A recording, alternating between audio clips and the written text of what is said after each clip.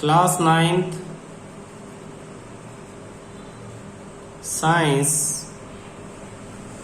Chapter 10 gravitation. बचपन में तूने पढ़ा है ग्रेविटेशन के बारे में। कोई भी ऑब्जेक्ट जब अर्थ की तरफ गिरती है तो किसकी वजह से? अर्थ के ग्रेविटेशनल फोर्स की वजह से। तो ग्रेविटेशनल फोर्स, भाई ग्रेविटेशन क्या है? एक तरह का फोर्स है क्या? ये एक तरह का फोर्स है। जनरली हमने बचपन में क्या पढ़ा था कि ये फोर्स अर्थ लगाती है, अर्थ। लेकिन ऐसा नहीं है। अर्थ के ग्रेविटेशनल फोर्स को ग्रेविटी कहते हैं, ग्रेविटी, अर्थ के ग्रेविटेशनल फोर्स को। जबकि ये जो ग्रेविटेशनल फोर्स है ये एवरी ऑब्जेक्ट, हर एक ऑब्जेक्ट लगाती है, एवरी ऑब्जेक्ट ऑन अनदर, हर एक ऑब्जेक्ट दूसरी ऑब्जेक्ट पे ये फोर्स लगाती है। यानी अगर ये दो पेन पड़े हैं तो एक पेन दूसरे पे, दूसरा पेन पहले पे, ये फोर्स लगा रहा है। किसका फोर्स ज्यादा है? जिसका मास ज्यादा है। एक्चुअली इनके बीच का रिलेशन पढ़ते हैं, मैं तुम्हें डायरेक्ट समझाता हूं, उसके बाद हम इसे समझेंगे। एक लॉ सबसे पहले फाइंड आउट किया गया जिसको हम कहते हैं यूनिवर्सल लॉ ऑफ ग्रेविटेशन।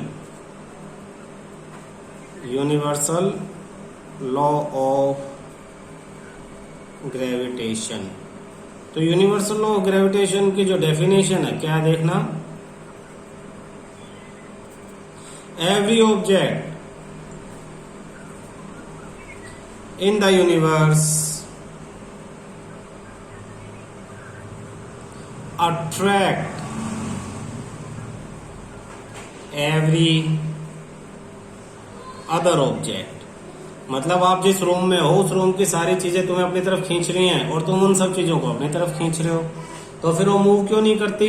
क्योंकि जिस ऑब्जेक्ट को तुम अपनी तरफ खींच रहे हो दूसरी तरफ से और ऑब्जेक्ट भी उसे अपनी तरफ खींच रही हैं। तो सारे फोर्सेज एक दूसरे को कैंसिल आउट करते हैं। लेकिन बेसिक क्या है, जो हकीकत है वो है every object in the universe attract every other object with a force, with a force which is proportional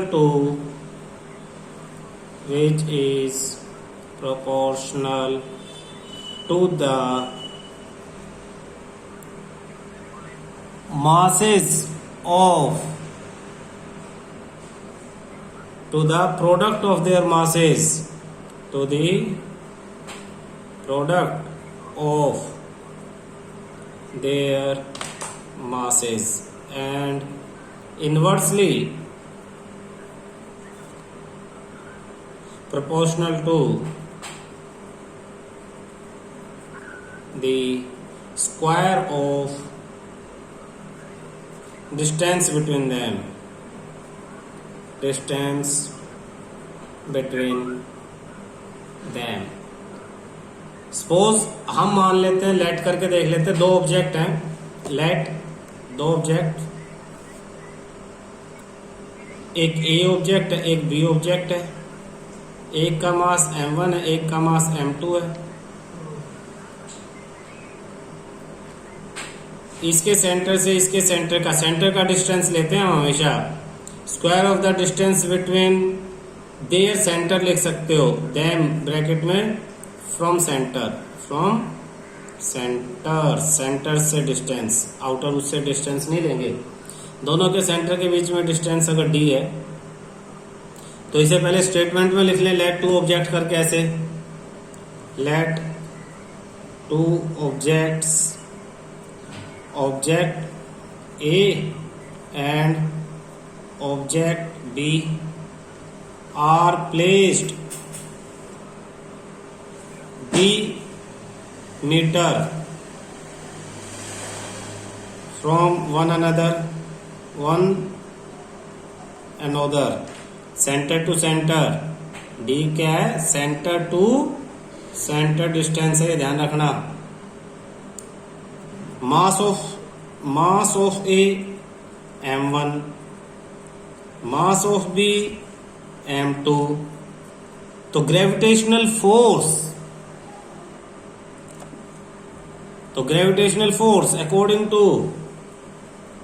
according to universal law of gravity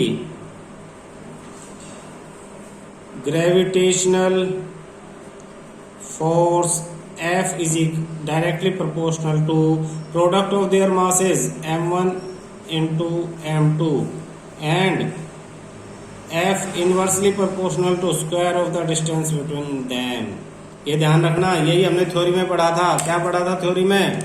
theory में देखो proportional to product of their masses, तो product of their masses को क्या लिखेंगे? F proportional m1 into m2 लिखेंगे। And inversely proportional to square of distance between them, इसको क्या लिखेंगे? इनवर्सली यानी 1 upon square of distance between them, ऐसे लिखेंगे।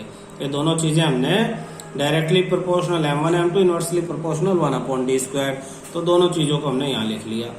जब इनको एक साथ लिखेंगे तो एक साथ लिखेंगे तो कैसे लिखेंगे? और F प्रोपोर्शनल टू ऊपर तो है m1 इंटू m2 और नीचे है डी स्क्वायर, तो F प्रोपोर्शनल सीधा संबंध है product upon D square.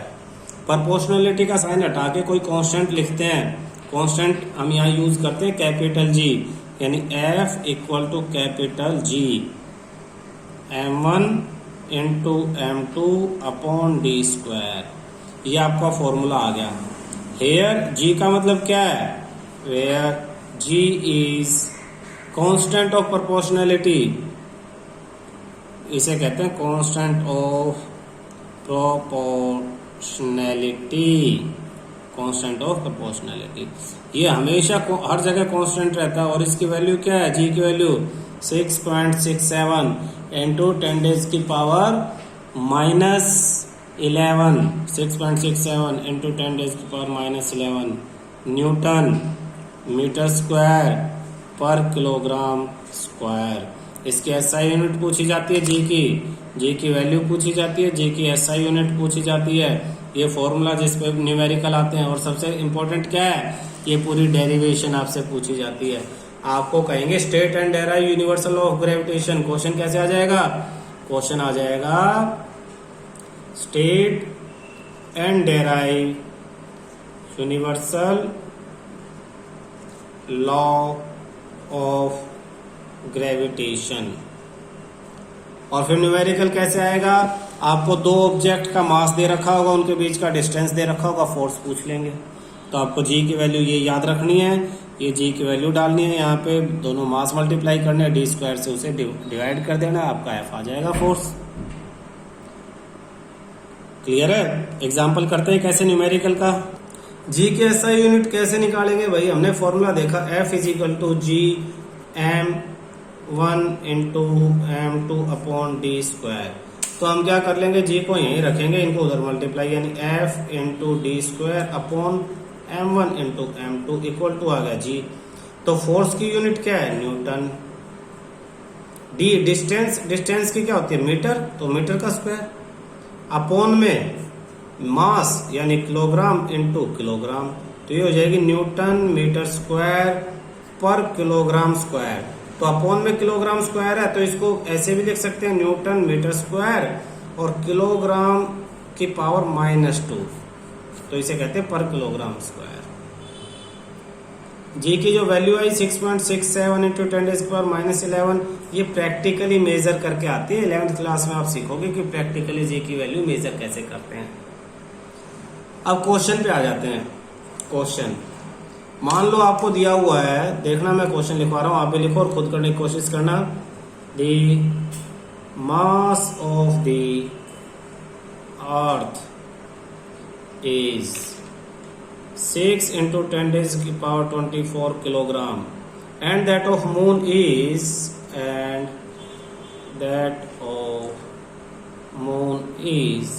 7.4 into 10 raised to power 22 kilogram. If the distance between the earth and moon, if the distance between earth and moon is 3.84 into 10 raised to power 5 kilometer, calculate the force exerted by the earth on moon. क्या क्या दे दिया, ये value दी है और ये value दी है और ये वैल्यू, तो सब कुछ ही दे दिया। हाँ वेरी गुड। ये वैल्यू क्या है, मास ऑफ अर्थ यानी इसे m1 मान लो। ये क्या है, मास ऑफ मून यानी m2 मान लो। ये डिस्टेंस दे दिया, लेकिन ध्यान दो डिस्टेंस किस में दिया है, किलोमीटर में दिया है, तो आपको किलोमीटर को मीटर में चेंज करना पड़ेगा मल्टीप्लाई 1000 करके। ये आपको ध्यान रखना पड़ेगा, नहीं गलतियां हो जाएंगी आपसे। और जी की वैल्यू तो आपको मालूम है, ये ऊपर लिखी हुई है 6.67। फोर्स पूछा है, फोर्स। अब इसने कहा अर्थ ऑन मून, अर्थ जो मून पे फोर्स लगाएगी, लेकिन ध्यान रखना अगर यहाँ पे मून ऑन अर्थ लिखा होता तो भी ऐसे ही आता, क्योंकि दोनों फोर्स इक्वल होते हैं। ये जो फोर्स होता है दोनों ऑब्जेक्ट के बीच में लगता है, वो उस पे और वो उस पे। न्यूटन का थर्ड लॉ क्या कहता है, इक्वल एंड अपोजिट। दोनों फोर्सेस बराबर है, जितना अर्थ मून पे लगाएगी उतना ही मून अर्थ पे लगाएगा। तुम अगर जैसे ये अर्थ है और इसके ऊपर ये बड़ी बिल्डिंग है, मान लो 25 माले की, तुम इसके छत से कूद जाते हो, छत से कूद गए, तो जितना फोर्स अर्थ तुम पे लगा रही है अपनी तरफ, उतना ही तुम लगा रहे हो अर्थ पे अपनी तरफ। ऐसा नहीं है फोर्स अर्थ ज्यादा लगा रही है तुम कम लगा रहे हो, दोनों बराबर फोर्स लगा रहे हो। उतने ही फोर्स से अर्थ तुम्हें खींच रही है और उतने ही फोर्स से तुम अर्थ को खींच रहे हो। लेकिन क्या है, तुम अर्थ पे चले जाते हो, अर्थ तुम पे नहीं आती। उसका रीजन है एक्सेलरेशन। किसकी स्पीड बढ़ी, एक्सेलरेट हुई तुम्हारी। क्यों, क्योंकि तुम्हारा मास कम है, अर्थ का मास बहुत ज्यादा है। तो फोर्स धक्का जब तुम लगाते हो, छोटी ऑब्जेक्ट पे लगा रहे हो, बड़ी ऑब्जेक्ट पे लगा रहे हो, छोटी ऑब्जेक्ट उतने फोर्स से मूव कर जाती है, बड़ी ऑब्जेक्ट नहीं करती। क्यों, वो फोर्स जो है अर्थ जितने बड़े मास के लिए सफिशिएंट नहीं है, जबकि आपके लिए वो फोर्स बहुत ज्यादा है, इसलिए आप अर्थ पे आके गिर जाते हो, चारों हाथ पैर आपके ऐसे फैल जाते हैं। देखे होंगे ना, इतनी बड़ी बिल्डिंग से कूदने के बाद चिपक जाओगे अर्थ से आके। तो सीन क्या है हमारा, सीन ये है, आप लिखोगे सॉल्यूशन में मास, ऐसे पूरा पूरा लिखना है, मास of earth m1 be 6 × 10⁻² 24 kilogram, mass of moon m2 equal to 7.4 × 10⁻² 22 kilogram, distance 3.84 × 10⁻5 kilometre, यानी 3.84 × 10⁻5 मल्टीप्लाई 1000 मीटर, तो ये हो जाएगा 3.84 × 10⁻5 678 मीटर। तो force F is equal to m1 into m2 upon D square और g साथ में, तो g की value 6.67 × 10⁻11 multiply m1 6 × 10⁻² 24, m2 7.4 × 10⁻22 upon D square 3.84 × 10⁻8 का स्क्वायर। अब इसे सिंप्लीफाई करना अभी तो इतना आसान नहीं है तुम्हारे लिए, तो सिंप्लीफाई करने के बारे में थोड़ा सा सोच लेते हैं। 6.67 इंटू 6 10th की पावर को अलग लिख रहा हूँ, इंटू 7.4 अपॉन 3.84 इंटू 3.84 मल्टीप्लाई ऊपर 10 की पावर -11, ऊपर वाली प्लस करेंगे +24 +22, नीचे वाली -8 और -8 दो बार थी, तो 10th की पावर अलग सोल्व करनी है, अलग सोल्व करनी है। अब क्या है, अब जो कैलकुलेशन बताऊंगा उसे थोड़ा सा ध्यान से समझना। आप अप्रोक्सीमेटली रफ में 6.67 को अप्रोक्सीमेटली 7 ले लोगे, इसे भी 7 ले लोगे, इसे 4 ले लोगे, इसे भी 4 ले लोगे, लगभग मल्टीप्लाई 10 की पावर 24 + 22 46 माइनस इन्हें प्लस कर लो 27, ये हमने प्लस कर लिया 46 - 27, और इन्हें सोल्व करते हैं। 7 7 जा 49 अपॉन 16, तो अप्रोक्स वैल्यू आएगी आपकी। अप्रोक्स वैल्यू में आप एक काम करो, एक को बढ़ा रहे हो तो एक को कम कर लो। जैसे कि नीचे वालों को बढ़ा रहे हो तो ऊपर वालों को कम कर लो, नहीं तो पूरी वैल्यू कम हो जाएगी। ऊपर वालों को 6 ले लो, ठीक है। अप्रोक्स हमें इसी तरह से चलना है। तो 2 3 जा 2 2 जा 2 3 जा 2 2 जा 2 2 जा 4 और 9, तो ऊपर आ गया 9 और नीचे 4 इंटू 10 डेज की पावर। इसे सोल्व करेंगे तो लगभग 19 पावर 24 16 और तो इसके अकॉर्डिंग आप रफ कैलकुलेट कर लेना और उससे आपको आंसर का अंदाजा आ जाएगा। अदरवाइज पूरा बड़ा बड़ा लिखोगे और फिर कैलकुलेट करोगे तो वो देख लेना। ये सिर्फ हिंट के लिए ABCD करके अगर ऐसा कुछ आए तो। क्लियर है? ऊपर तो हमने 2 ही लिखी थी, एक 6.67 है, एक 6 और एक 7.4 है। तो दोबारा इसकी अप्रोक्स निकालते हैं। 6.67 को मान लो हमने 7 लिया, 6 को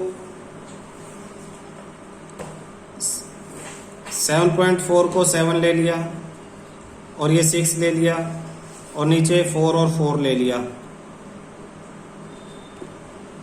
तो 2 3 जा और 10 डेज पर 19 आई है ऊपर तो -19, 2 2 जा 8 और ऊपर सोल्व करें 7 7 जा 49, 147/8 डिवाइड करें 8 1 जा 8, 67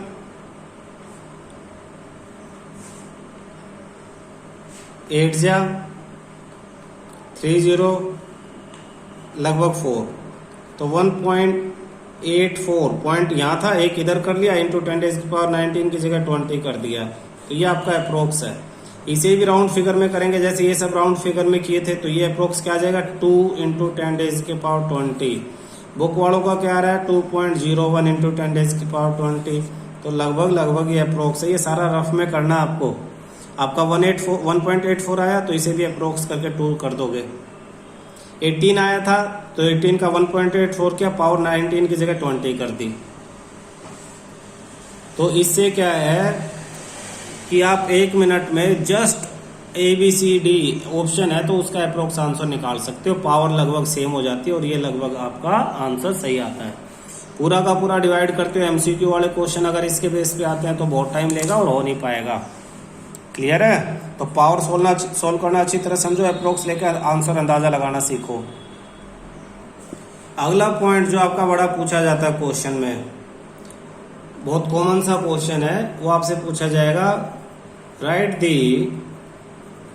इम्पोर्टेंस। सर एक बार ये फोकस नहीं हो रहा, इसको कर दो एक बार। Of write the importance of the universal law of gravitation. Universal law of gravitation की इंपॉर्टेंस लिखो, मतलब कहाँ कहाँ ये लॉ तुम्हारे काम आता है, तुम देखते हो कहाँ जरूरी है। तो आंसर में फर्स्ट क्या है कि this force binds us to the earth या with the earth। इसी फोर्स की वजह से हम अर्थ पे बंधे रहते हैं, नहीं उड़ जाएंगे। पंखा चला के तू सो रहा है, उड़ गया, जाके गर्दन पंखे में अटक गई, तो इसी फोर्स की वजह से बैठ के आप पड़े रहते हो। क्लियर है? Second, the motion of moon around the earth. Motion of moon around the earth. Moon earth के चारों तरफ किस वजह से घूमता है? ग्रेविटेशनल फोर्स की वजह से। अर्थ सन के चारों तरफ किस वजह से घूमती है, या सारे planet? The motion of the planets around the sun. और fourth, the tides, high tide low tide समुद्र में आती है, पानी ऊपर नीचे जाता है, किसकी वजह से? मून और सन के ग्रेविटेशनल फोर्स की वजह से। The tides due to the moon and the sun. Moon और सन के अट्रैक्शन की वजह से tides, high tide low tide, समुद्र का पानी ऊपर आ जाएगा, कभी नीचे चला जाएगा। और लोग बॉडी डूब के मरते हैं, जैसे वो देखते हैं समुद्र का पानी यहाँ तक है और यहाँ कोई पत्थर है उस पर जाके बैठ गए। अब वो पानी तो था कब, यहाँ भी पत्थर है, ऐसे ऐसे ऐसे ऐसे, उस खुश हो गए सबसे ऊंचे वाले पत्थर पे जा बैठे। अब समुद्र में हाई टाइड आ गई है, लो टाइड था। हाई टाइड में 1 मीटर 1.5 मीटर तक ऊपर पानी चढ़ जाता है। अब समुद्र का पानी ऊपर आ गया, ऊपर आके से धीरे धीरे उन्हें पता नहीं पानी ने घेर लिया, उन्हें चारों तरफ पानी पानी हो गया। ठीक है। अब दिक्कत क्या है उनके साथ कि यहाँ बड़ा पहाड़ है, समझना। अब 1 ही मीटर तो है ये, 1 ही मीटर समुद्र का पानी, लेकिन वो फिर भी यहाँ से उतर के यहाँ नहीं जा सकते।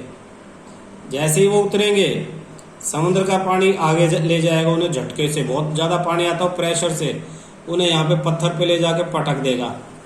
फिर वो खड़े होकर बाहर निकलने की कोशिश करेंगे, फिर इतना सारा पानी वहां से लग के वो लहर वापस जाएगी, उसे वापस समुद्र में उठा ले जाएगी, पीछे ले जाएगी, पीछे पत्थरों से घिसते हुए टकराते हुए ले जाएगी।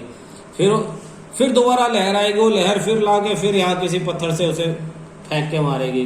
तो समुद्र में तो बड़ी बुरी तरह से मरता है आदमी।